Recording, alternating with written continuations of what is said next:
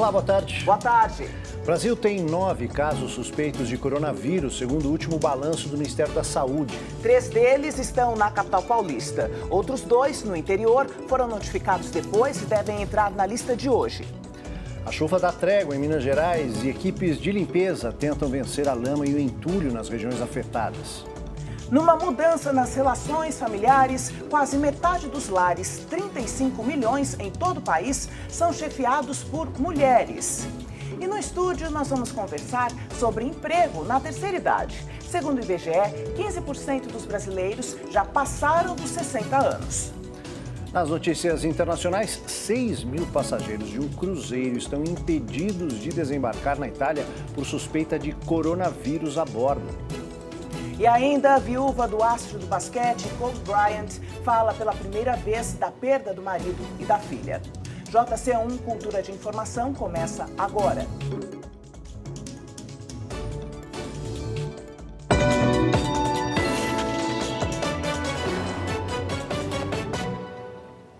O Ministério da Saúde investiga 9 casos suspeitos de coronavírus. A atualização dos dados brasileiros é feita oficialmente todas as tardes. Na última lista, 3 casos suspeitos eram da capital paulista. São José dos Campos e Mogi das Cruzes, no interior, notificaram outras 2 suspeitas depois do fechamento do Ministério.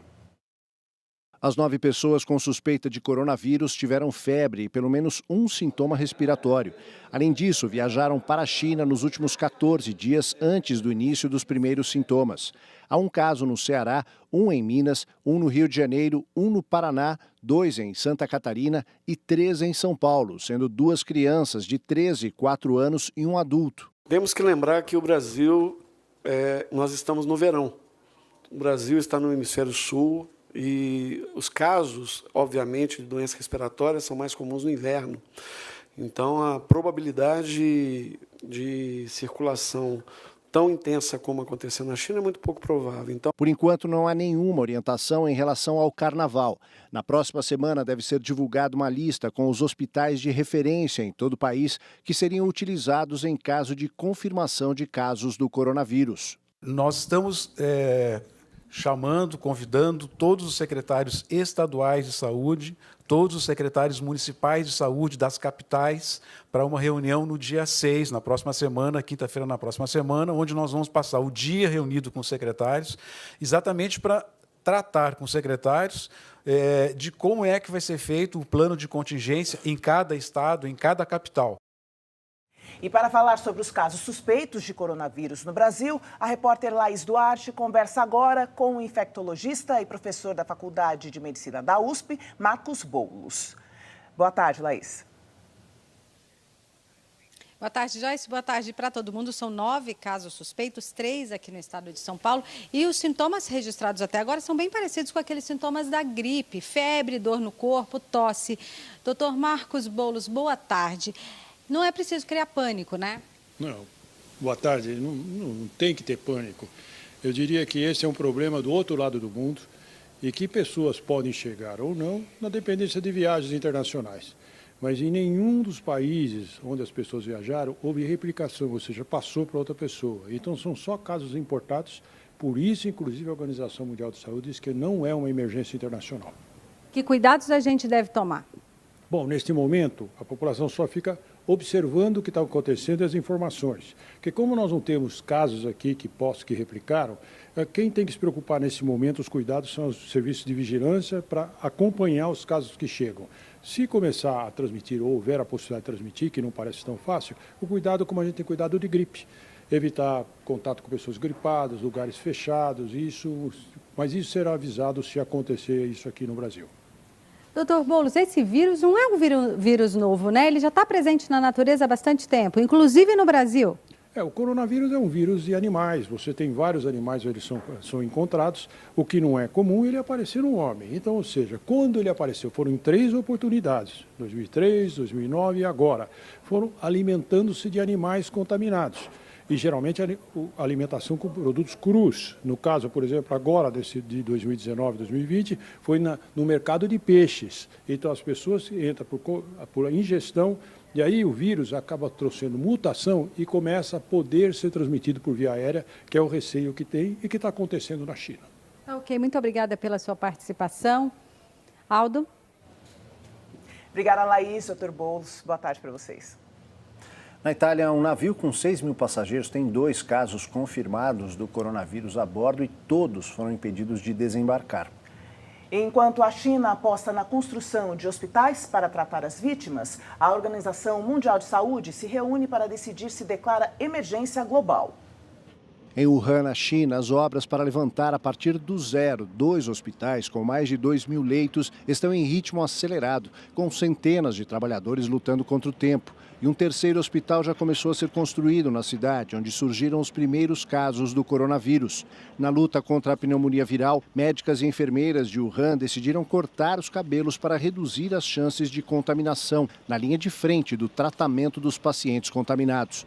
Autoridades da Comissão Nacional de Saúde Chinesa afirmaram hoje que foram reportados 7.711 casos do vírus no país, com 170 mortos, além de 104 casos confirmados em outros 18 países, mas sem nenhuma vítima fatal. Em Wuhan, onde surgiu o primeiro caso do coronavírus, num mercado de venda de animais vivos, a população tenta voltar à vida normal, apesar do isolamento da cidade. Enquanto o time chinês feminino de futebol está em quarentena num hotel na Austrália, novos casos de infecção foram relatados na Índia e no Tibete, além das Filipinas, onde uma família de brasileiros que esteve na China foi internada num hospital com suspeita de terem contraído o coronavírus. Já na Itália, 6.000 passageiros a bordo de um navio de cruzeiro estão impedidos de desembarcar no porto italiano de Civitavecchia porque um casal de passageiros que veio de Hong Kong apresentou sintomas do vírus. As autoridades esperam os resultados das análises médicas para liberar os tripulantes. Enquanto cresce o temor pelo impacto global do vírus, com países retirando seus cidadãos da região de Wuhan, a Organização Mundial de Saúde convocou para hoje o Comitê de Emergência em Genebra para determinar se o surto do coronavírus deve ser declarado uma emergência de saúde pública internacional. Você pode participar aqui do programa com perguntas, comentários, é só utilizar a hashtag JC1. É isso aí. Além disso, você pode nos acompanhar pelas redes sociais. O nosso Instagram é o @jornalismo TV Cultura, o Twitter, @jornal_cultura. E nós estamos ao vivo também pelo YouTube, na página Jornalismo TV Cultura. E olha, uma mudança no cenário familiar aponta que hoje quase 35 milhões de mulheres chefiam os lares no Brasil. A Josiane se mudou da Bahia para São Paulo em 2012. Criou o filho sozinha. É uma grande responsabilidade, porque você conta com você mesmo, né? Você não tem com quem contar. As contas chegam todo mês e você tem que pagar. Assim como na casa da Josiane, metade dos lares brasileiros é chefiada por mulheres. Em 2012, quase 37% dos domicílios eram chefiados por mulheres. Hoje, são mais de 47%, o equivalente a 34,4 milhões de lares. Em contrapartida, o número de domicílios chefiados por homens caiu mais de 1,5 milhão em 8 anos.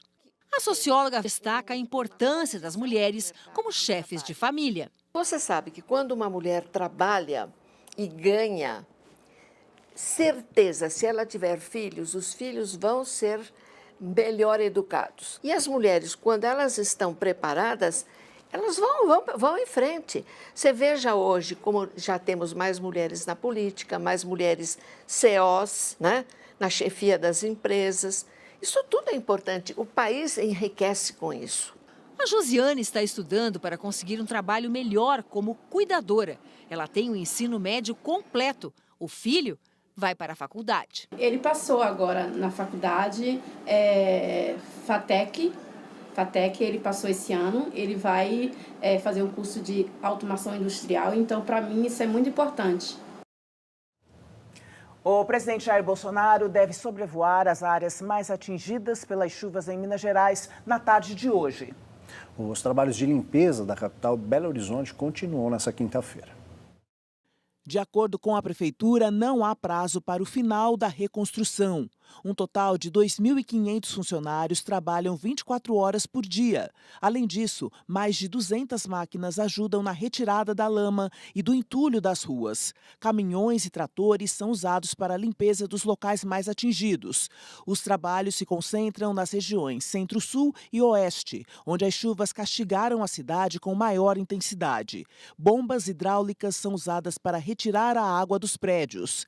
As estradas mineiras mais atingidas também estão sendo recuperadas. De acordo com a Prefeitura, as chuvas deste mês em Belo Horizonte provocaram estragos que vão custar entre 300 e 400 milhões de reais. O governo federal anunciou a liberação de 7 milhões de reais para a capital e cerca de 200 milhões para todo o estado de Minas Gerais. De acordo com a Coordenadoria Estadual de Defesa Civil Mineira, as chuvas causaram 55 mortes em todo o estado. Além disso, mais de 53 mil pessoas estão fora de casa. E a previsão da meteorologia é de que mais chuvas atinjam o estado nos próximos dias. Uma combinação de fatores meteorológicos causou essa chuvarada em Belo Horizonte e em outros pontos da região sudeste. O que aconteceu foi a combinação de sistemas meteorológicos. Tinha a atuação de um corredor de umidade que transporta o ar quente e úmido da Amazônia até áreas do Brasil Central. E teve até o registro de uma tempestade subtropical, a Curumi, que a Marinha do Brasil alertou. Então, essa tempestade subtropical deu origem a uma frente fria. E essa frente fria veio e potencializou ainda mais o corredor de umidade. Mas foi apenas a atuação de sistemas meteorológicos comuns durante esta época do ano. É comum ter a passagem de frente fria, é comum ter a formação de corredores de umidade. Então, o que aconteceu foi a combinação desses fatores e aí muita chuva acabou sendo registrada.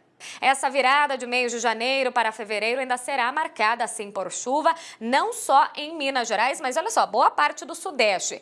Falando aqui da região metropolitana de Belo Horizonte, acumulados que devem ficar na casa de 20 milímetros, lembrando que isso aqui é um somatório da chuva no decorrer dos próximos 5 dias. Então, claro, é bem significativo que essa chuva diminui comparada a tudo aquilo que aconteceu, seus 900 milímetros, mas tem sim um alerta ainda, a chuva vai continuar. Bom, e a chuva em Minas Gerais, que tem provocado mortes e muita destruição, deixa uma pergunta no ar. É possível conter ou evitar tanta tragédia? Pois é, vontade política e planejamento urbano, né, sem dúvida, fazem parte da resposta. A reportagem é da Rede Minas. Ruas viram rios. Rios inundam avenidas e casas. Os moradores de Belo Horizonte acompanham assustados a força da natureza se impor sobre o concreto. O volume de chuva bem acima da média é determinante para tantos estragos e vítimas. Foram mais de 930 milímetros na cidade em janeiro, 3 vezes o esperado para todo o mês. Mas há outros fatores que contribuem para este cenário. Belo Horizonte teve pelo menos 70 pontos de alagamentos com as chuvas dos últimos dias. Este aqui, junto à Avenida Cristiano Machado, logo após a estação São Gabriel, foi um deles. Ali atrás, há pelo menos 7 pistas para veículos na Cristiano Machado. Nós podemos considerar que o rio tem apenas 2 para seguir o seu curso. Mas diferente dos veículos que travam quando há um aumento do volume, por exemplo, como um congestionamento com as chuvas, o rio só se expande para além dos limites que a cidade tenta impor a ele. Nós estamos fazendo um desafio à natureza, e a natureza desafiada que é, ela responde na medida. Então, em algum momento, ela sai exatamente para ocupar o espaço territorial que é dela. O rio Arrudas, principal curso de água que corta Belo Horizonte, tem 15% do leito coberto. Mais da metade do curso natural foi desviado. A canalização começou nos anos 20 e só foi concluída na década de 1990. Você tem que fazer captação de água de chuva em vários pontos da cidade. Você pega um Mineirão, é um bom exemplo, em que você não tem uma gota de grama, né? E não tem um espaço para infiltrar água. Há 2 décadas, ambientalistas fazem alertas sobre os impactos à saúde e meio ambiente. Em 2000, eles alertaram que era um erro transformar córregos em avenidas. Mas seguimos brigando com os rios. Você tem que tornar a cidade permeável à água. Como a gente impermeabilizou tudo, asfaltou tudo, né? A água não tem para onde infiltrar, então a água vem com a força total. E ela vem por cima e por baixo. Neste bairro de Berlim, os telhados foram revestidos de verde e as ruas preenchidas com árvores e vegetação. Na China, 250 cidades respeitam o fluxo natural das chuvas. Infelizmente, essas coisas são muito dispendiosas. Tem que ter um esforço muito grande em cima disso e não adianta fazer paliativo. Eu acho que nossos desenhos do país já estão cansados disso, né? Isso é questão de drenagem pluvial, de mobilidade, é questão de educação ambiental. São vários profissionais que têm que atuar nessa área aí para dar uma só resposta a isso, sabe? A crise no INSS só deve ser resolvida em outubro. A afirmação é do general Augusto Heleno, do Gabinete de Segurança Institucional. E o governo deve editar uma medida provisória na semana que vem para a contratação de militares e civis. A situação dos cerca de 2 milhões de brasileiros que esperam uma resposta do INSS sobre os pedidos de benefícios só deve ser normalizada em 9 meses. A previsão é do ministro-chefe do Gabinete de Segurança Institucional, general Augusto Heleno. O prazo, mais ou menos, que foi estipulado é que isso esteja resolvido em outubro.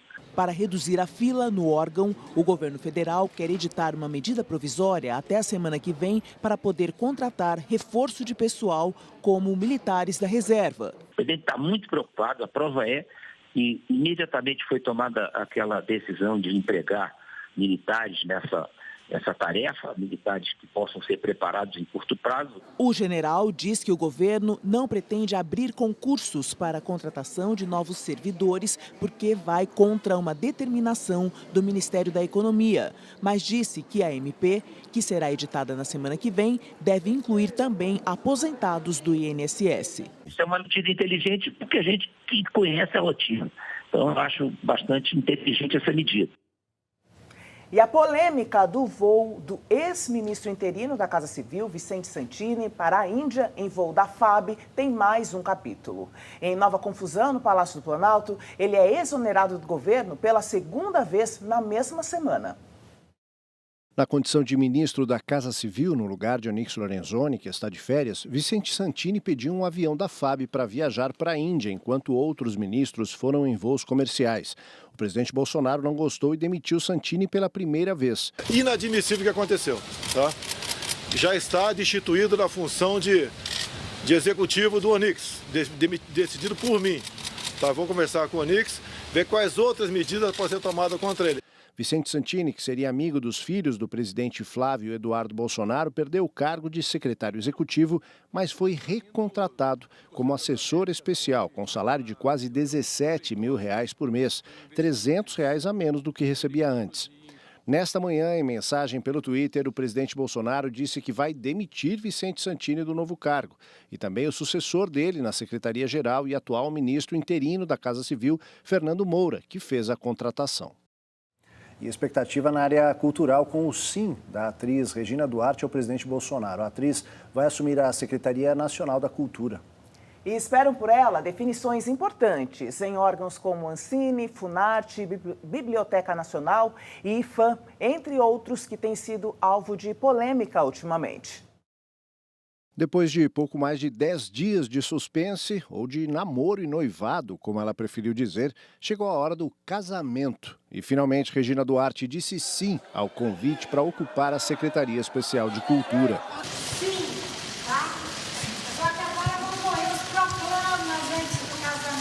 A atriz fez a declaração depois de se encontrar com o presidente Bolsonaro no Palácio do Planalto e com o ministro do Turismo, Marcelo Álvaro Antônio, a quem a Secretaria da Cultura está subordinada. Regina Duarte foi convidada para o cargo logo depois da queda do ex-secretário Roberto Alvim, exonerado por divulgar um vídeo onde usou frases do ministro de propaganda do nazismo, Joseph Goebbels. A atriz foi a Brasília várias vezes, mas só nesta quarta-feira aceitou o convite. Inaugurada hoje a primeira creche da cidade de São Paulo especializada em crianças prematuras. Trata-se de uma parceria entre o governo do estado e a prefeitura. A unidade faz parte do projeto de recuperação da área da Cracolândia, na região central da cidade. Aqui as crianças vão poder sonhar que voam nas costas de uma abelha ou que são bailarinas.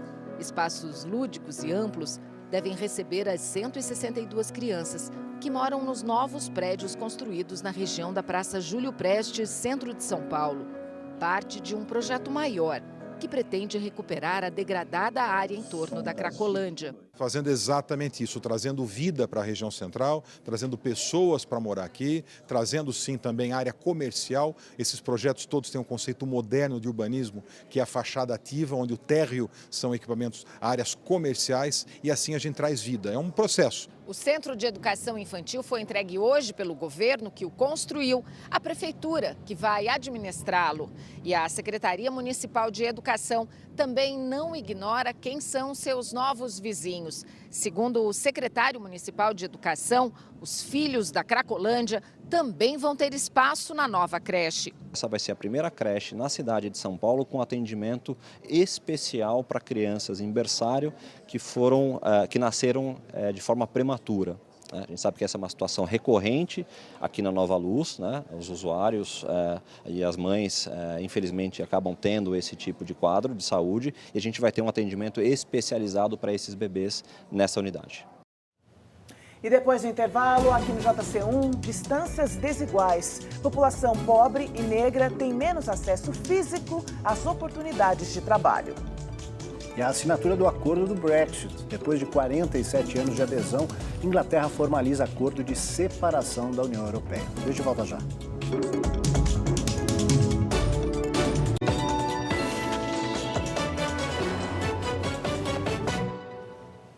A Inglaterra assina o acordo de separação da União Europeia a partir de amanhã.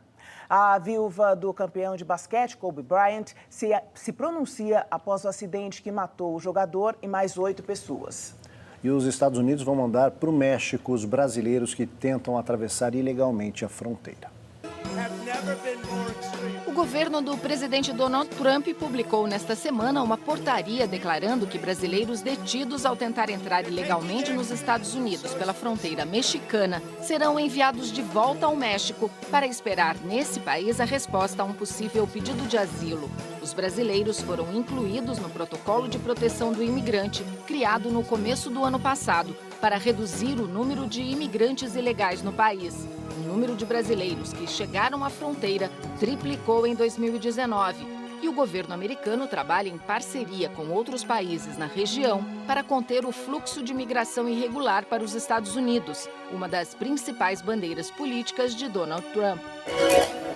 3 dias após o acidente de helicóptero que levou à morte o ex-jogador de basquete Kobe Bryant, junto com a filha dele e outras 7 pessoas, a esposa do astro da NBA rompeu o silêncio.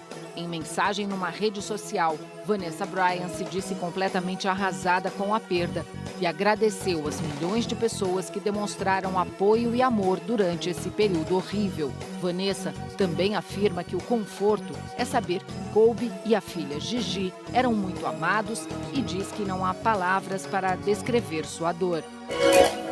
Em Bruxelas, os países da União Europeia ratificaram hoje o acordo do Brexit, completando assim o procedimento da saída do Reino Unido da União Europeia. O acordo entra em vigor amanhã, dia 31 de janeiro, às 11 horas da noite locais, informou o Conselho Europeu, num comunicado após a assinatura do acordo de separação. Os britânicos devem seguir respeitando as normas europeias até o fim deste ano, num período de transição, durante o qual Londres e Bruxelas deverão negociar sua futura relação comercial. Com o Brexit, se encerram 47 anos de adesão britânica ao bloco. A comissária europeia resumiu o clima de separação, afirmando que sentirá falta do senso de humor britânico, assim como de sua cultura.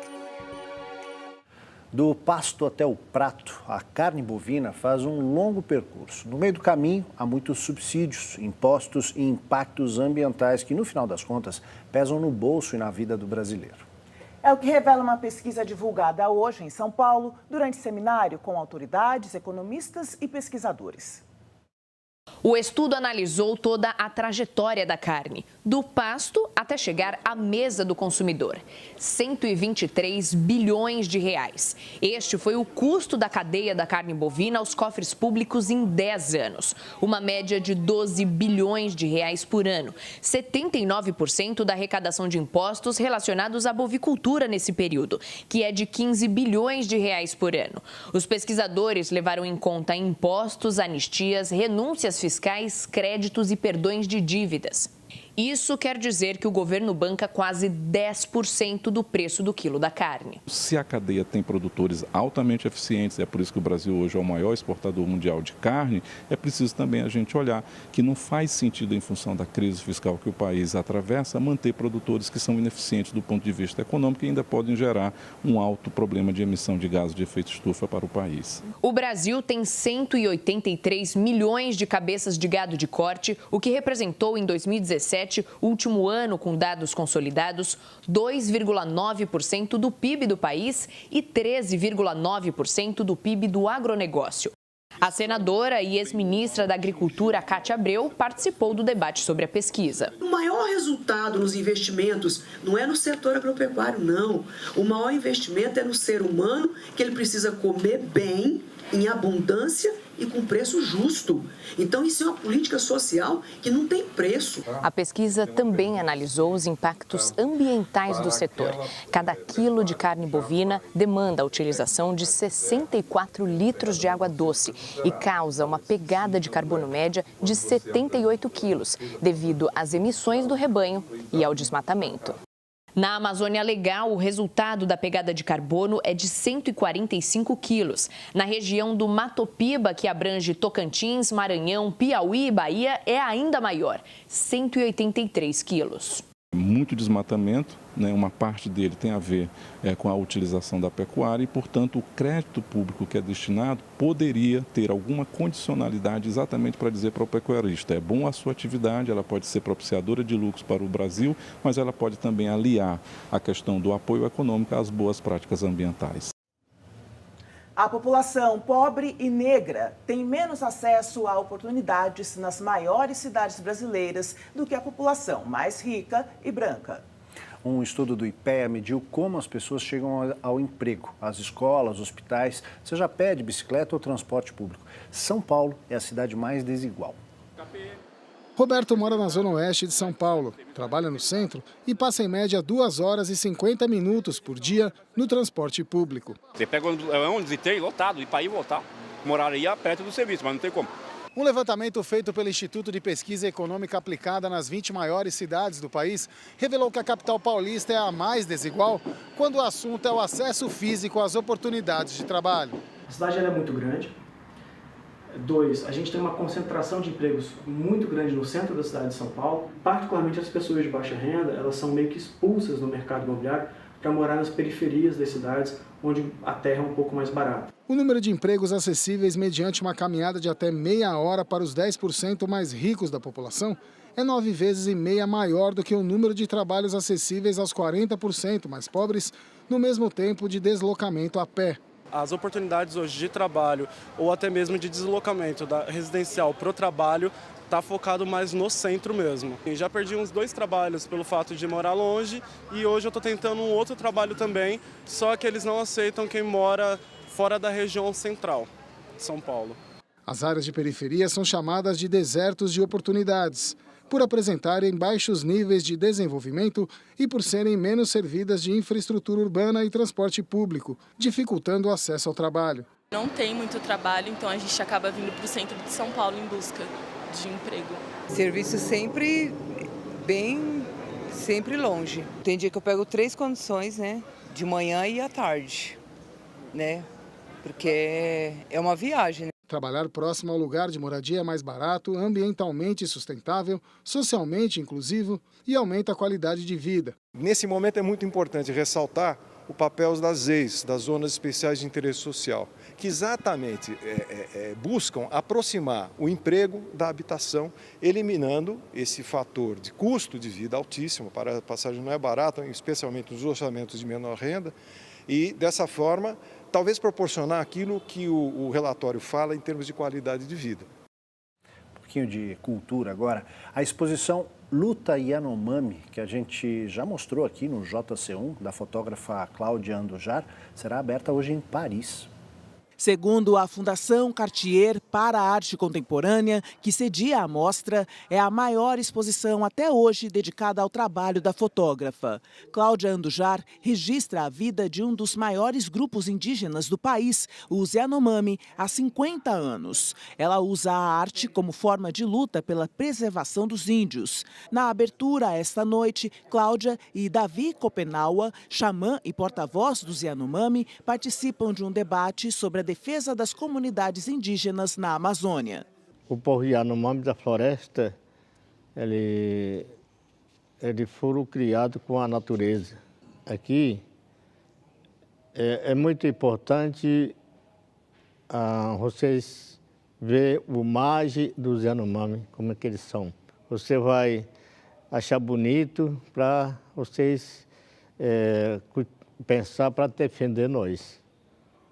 Defender nós, deixar os Yanomami como ele foi criado com a natureza da terra, então que ser respeitado o meu povo Yanomami. E daqui a pouco, o brasileiro terá que trabalhar mais para se aposentar. Mas como manter ou conseguir um emprego após os 50 anos? Este é o tema da nossa conversa no estúdio, já, depois do intervalo.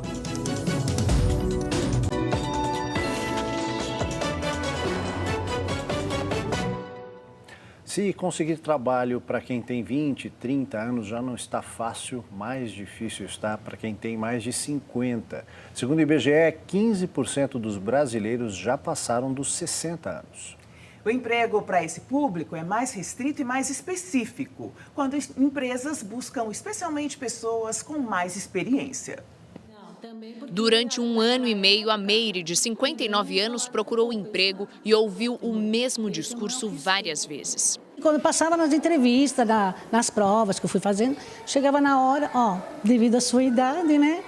Você passa em tudo, você tem um ótimo perfil, você se qualifica em todas as áreas aqui, mas devido à sua idade, não podemos te pegar.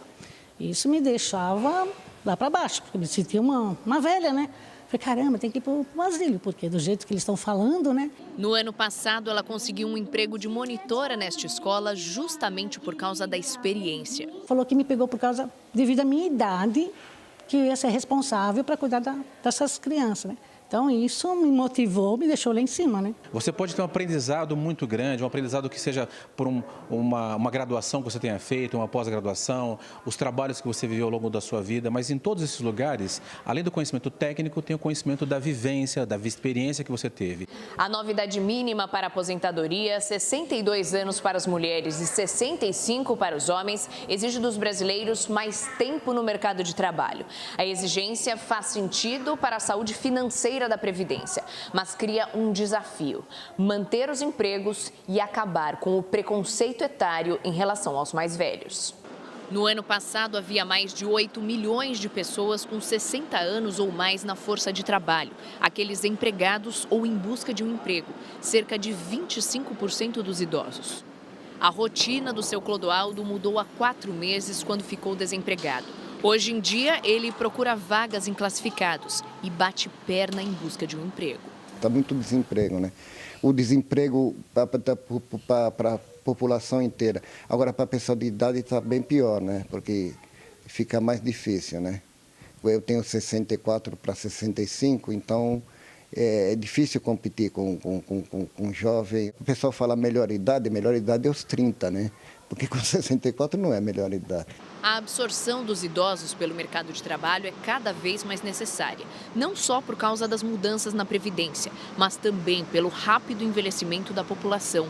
Hoje, 15% dos brasileiros têm mais de 60 anos. O IBGE projeta que em 2055 esse percentual terá dobrado. O mercado tinha que ser mais voltado para a terceira idade, porque quem consome mais, quem vai gastar mais vai ser a pessoa de idade, né? Então, nada mais justo do que dar uma oportunidade, então, também de trabalho, né, para a terceira idade, né? Pois é, a gente conversa agora com a professora, psicóloga, diretora do site Vida e Carreira e também autora do livro Tô Perdido, Mudança e Gestão de Carreira, Adriana Gomes. Adriana, boa tarde, obrigada por estar conosco aqui no JC1. Adriana, essas mudanças tecnológicas dos dias atuais, essa seria uma das dificuldades das pessoas mais velhas nessa busca por emprego? Sim, esse é um ponto crítico quando a gente pensa na inserção do mercado de trabalho, que está cada vez mais digitalizado, mais digital, de uma maneira geral. Então, sem dúvida que o conhecimento da tecnologia, e assim, a gente não fala só em desenvolver, na parte mais técnica, né, do desenvolvimento e tal, mas assim, de ser usuário mesmo da tecnologia. Então, saber usar as redes sociais, saber usar alguns sistemas operacionais. Até mesmo procurar as vagas. Até mesmo procurar as vagas, né? Até conversando com você fora do ar, eu tive uma entrevista essa semana e a empresa estava com dificuldade de encontrar profissionais sêniores, porque aí a grande dificuldade foi porque eles não acessam tanto a internet em busca de oportunidades, né? E talvez jogando em buscadores, trabalhos para a terceira idade, enfim, sendo um pouco mais criativo nessa busca e mais proativo, as chances podem aumentar muito mais também. Como superar essa dificuldade?